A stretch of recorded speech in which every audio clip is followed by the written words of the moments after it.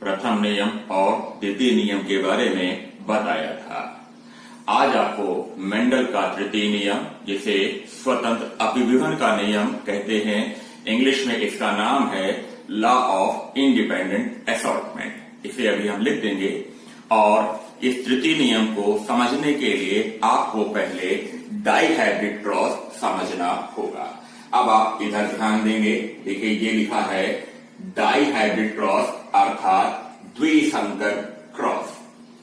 द्विसंकर cross का तात्पर्य क्या है कि जब एक साथ दो लक्षणों का अध्ययन एक साथ किया जाता है तो इसे डाइहाइब्रिड क्रॉस कहते हैं। यहां पर क्या है, दो लक्षण लिए गए हैं। कौन सा? एक है बीज का आकार, दूसरा लक्षण कौन सा है? बीज का रंग। बीज के आकार का अल्टरनेटिव कैरेक्टर है राउंड और रिंकल्ड। बीज के रंग का अल्टरनेटिव कैरेक्टर है येलो और ग्रीन।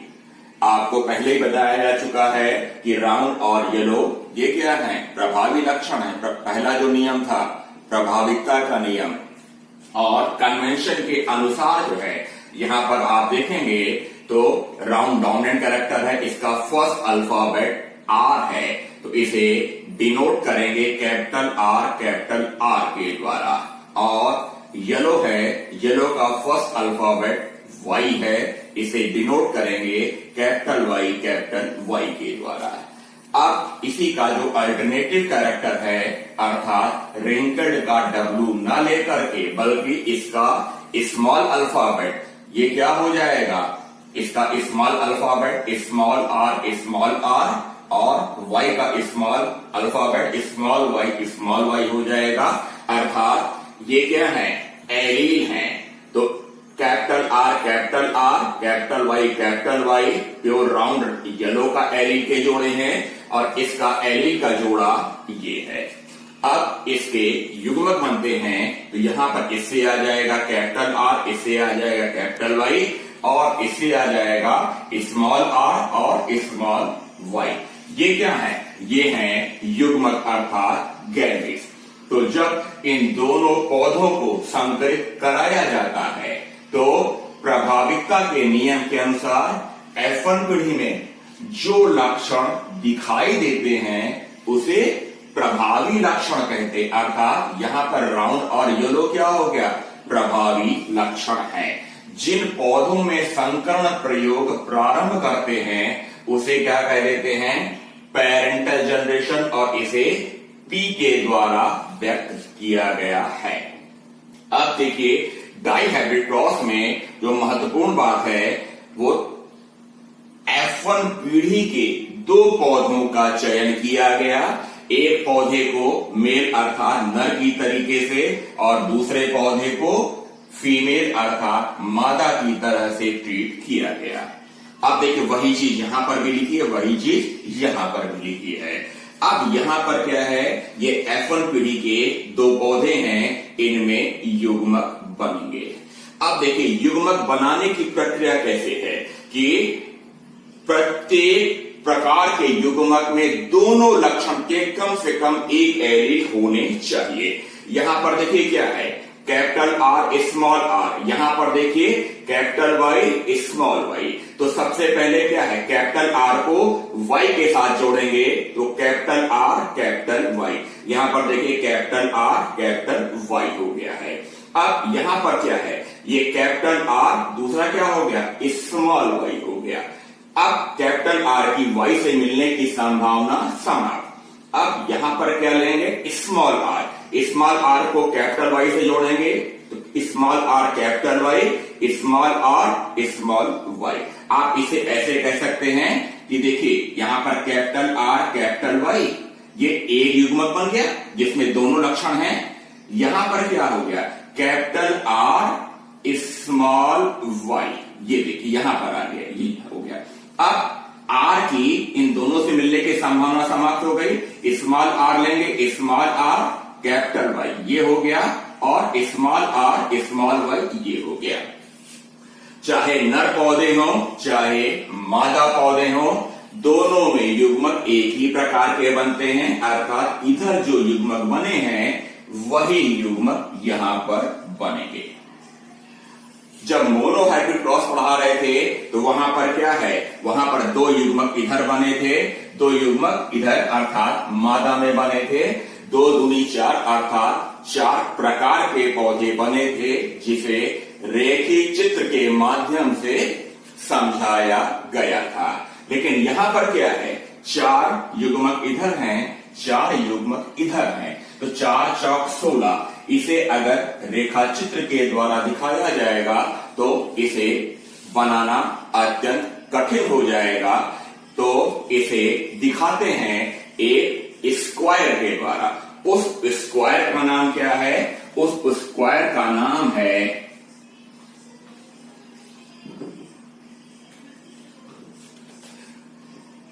पुनेट्स स्क्वायर। उसे कह देते हैं, खोजकर्ता के नाम पर इसका नाम है पुनेट्स स्क्वायर। में कुल 4 प्रकार के युग्मक बने थे, जिसे पुनेट्स स्क्वायर के माध्यम से समझाना था। तो ये देखिए, ये क्या है, पुनेट्स स्क्वायर है, और इसमें 4 युग्मक बने थे, capital R capital Y, capital R small Y, small R capital Y, small R small Y. जैसे ये न का चिन्ह है, ये मादा का चिन्ह है, तो जैसे ये 4 युग्मक नर बने हैं, वैसे ही 4 युग्मक मादा के बने हैं। अब डाइहाइब्रिड क्रॉस में क्या करेंगे, ये क्या है, युग्मक हैं। अब इसे बारी बारी से सबके साथ क्रॉस कराएंगे। अब यहां पर देखिए, ये कैपिटल आर कैपिटल वाई है, ये कैपिटल आर कैपिटल वाई है, तो यहां पर क्या हो गया, कैपिटल आर कैपिटल वाई। अब प्रभाविकता के अनुसार क्या है, ये capital R round character develop होगा, और कैपिटल वाई क्या है, येलो कैरेक्टर डेवलप होगा।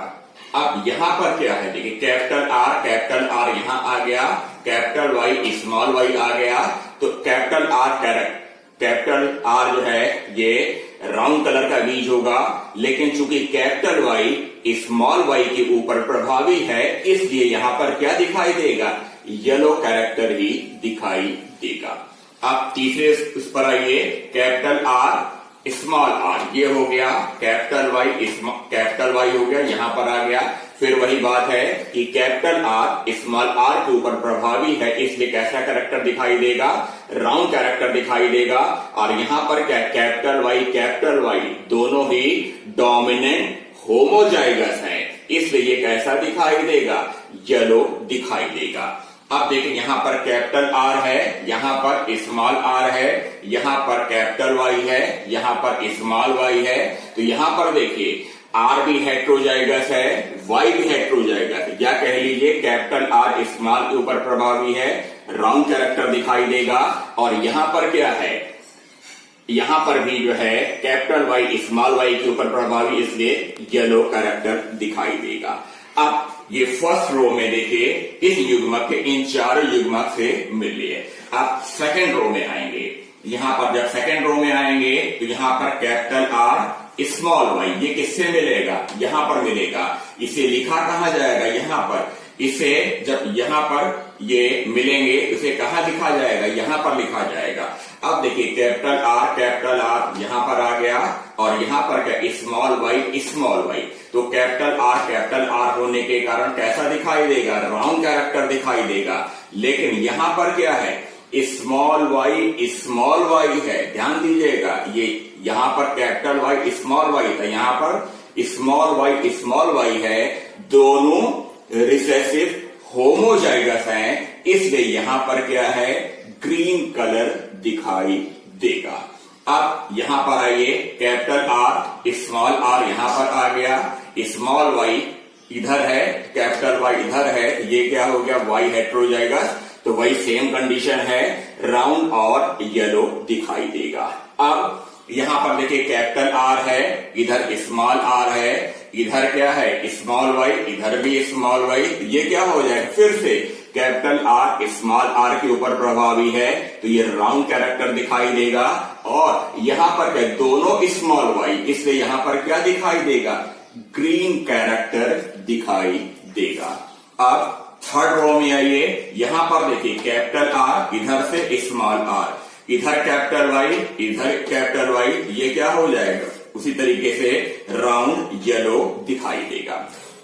अब यहां पर देखिए कैपिटल आर ये आ गया, स्मॉल आर ये आ गया, इधर से कैपिटल वाई, इधर से स्मॉल वाई, ये भी क्या हो जाएगा, आर हेड हो जाएगा ऐसे तो राउंड हो जाएगा, वाई हेड हो जाएगा ऐसे तो क्या हो जाएगा, येलो हो जाएगा। अब फिर यहां पर ध्यान देने की आवश्यकता है, इधर से स्मॉल आर, इधर से स्मॉल आर, तो ये क्या हो जाएगा, अब रिंकल्ड, हिंदी में से क्या कहते हैं, झुर्रीदार। जैसे बीज होता है ना, गोल होता है और उसके आउटर कवरिंग जो है वो अंदर की ओर सिकुड़ी हुई रहती, उसे कह देते हैं झुर्रीदार, और इंग्लिश में से कहते हैं रिंकल्ड। तो ये क्या हो जाएगा, रिंकल्ड है और दोनों कैपिटल वाई हैं, तो ये येलो कैरेक्टर दिखाई देगा। अब स्मॉल आर यहां पर आ गए, कैपिटल वाई, स्मॉल वाई यहां पर आ गए, तो ये फिर से क्या हो जाएगा, झुर्रीदार अर्थात रिंकल्ड, और कैपिटल वाई स्मॉल वाई के ऊपर प्रभावी है, तो ये कैसा दिखाई देगा, येलो कैरेक्टर डेवलप होगा। अब चौथे और अंतिम रो में आते हैं। अब यहां पर देखिए capital R, small R, capital Y, small Y, ये क्या हो गया, राउंड येलो। यहां पर देखिए capital R, small R head हो जाएगा, हो गया, स्मॉल वाई अर्थात दोनों अप्रभावी एलील हैं, तो ये क्या हो जाएगा, राउंड ग्रीन हो जाएगा। यहां पर देखिए स्मॉल आर और स्मॉल वाई, कैपिटल वाई है, इधर से कैपिटल वाई, इधर से स्मॉल वाई, ये क्या हो जाएगा, रिंकल्ड येलो हो जाएंगे। अब यहां पर देखिए स्मॉल वाई दोनों में ही अप्रभावी लक्षण है, ये हो जाएगा रिंकल्ड ग्रीन। अब ये देखिए ये कौन सी पीढ़ी कहलाएगी, ये कहलाएगी F2 पीढ़ी। तो मेरे ख्याल से आपको बात समझ में आ रही होगी। आपको बारी बारी से एक युग्मक को लेना है और बारी बारी से इनके साथ क्रॉस कराना है और संबंधित खाने में प्रभाविकता और अप्रभाविकता के लक्षणों को ध्यान में रखते हुए इसके लक्षणों के बारे में बताना है। अब आपको याद दिला दें फिनोटिपिक रेशियो। तो फिनोटिपिक रेशियो का तात्पर्य क्या है कि पौधों के जो लक्षण बाह्य रूप से दिखाई देते हैं। तो अब देखिए अगर आपसे पूछा जाए कि फिनोटिपिक रेशियो क्या है तो आपको हम यहां पर ध्यान दिला दें, इसमें क्या है, राउंड येलो है। अगर आप देखेंगे तो राउंड येलो यहां पर आ रहा है, ये है और ये है। तो यहां पर देखिए ये गिनेंगे, गैमीट को आपको ध्यान नहीं देना है, केवल राउंड येलो अर्थात जो लक्षण बाहर से दिखाई दे रहे हैं 1 2 3 4 5 6 7 8 9, तो ये क्या हो गया, 9 जो है राउंड येलो है। अब उसके बाद देखिए राउंड ग्रीन आपको ध्यान देना है। तो यहां पर देखिए ये राउंड ग्रीन है, ये राउंड ग्रीन है और ये राउंड ग्रीन है। इसकी संख्या कितनी होगी, 1 2 3। तो राउंड ग्रीन क्या हो गए, ये 3 हो गए। अब इसके बाद आप ध्यान देंगे रिंकल्ड येलो। रिंकल्ड येलो कितने, 1 2 3। ये 3 क्या है, ये 3 जो है रिंकल्ड येलो है और ये बेचारा एक अकेला रह गया है, ये क्या कहलाएगा, रिंकल्ड ग्रीन। तो फिनोटिपिक रेशियो क्या हो गया, फिनोटिपिक रेशियो हो गया 9:3:3:1। तो 9 3 12 3 15 1 16 और देखिए 16 प्रकार पौधे विकसित हो रहे हैं और जिसमें से 9 पौधे राउंड येलो हैं, ये ट्रायंगल वाले हो गए, 3 राउंड ग्रीन हो गए, 1 2 3 जो है रिंकल्ड येलो हो गए और एक क्या हो गया, एक हो गया रिंकल्ड ग्रीन। आपको अगर याद होगा मोनोहाइब्रिड क्रॉस में जो है जिस प्रकार फिनोटिपिक रेशियो हमेशा 3:1 रहता है, वैसे ही डाइहाइब्रिड क्रॉस में फिनोटिपिक रेशियो हमेशा 9:3:3:1 होता है। आपको याद दिला दें कि ये जो डाइहाइब्रिड क्रॉस है इसका फिनोटिपिक रेशियो मोनोहाइब्रिड क्रॉस का ही मॉडिफिकेशन है। किस प्रकार से, अगर आप केवल एक लक्षण देखें, तो यहां पर क्या है 9 राउंड है और यहां पर क्या है 3 राउंड है, 9 3 12। और रिंकल कैरेक्टर को देखेंगे 3 इधर है और 1 इधर है, 3 1 4। तो अगर आप इसके अनुपात को देखेंगे तो यहां पर क्या हो जाएगा 12:4। तो यहां पर क्या आ जाएगा, ये आ जाएगा 3:1 आ जाएगा। ठीक है, जो मोनोहाइब्रिड क्रॉस का मॉडिफिकेशन है। इसी प्रकार दूसरा कैरेक्टर देखेंगे। येलो कितने हैं 9 येलो यहां पर हैं, 3 येलो यहां पर हैं, 9 3 12।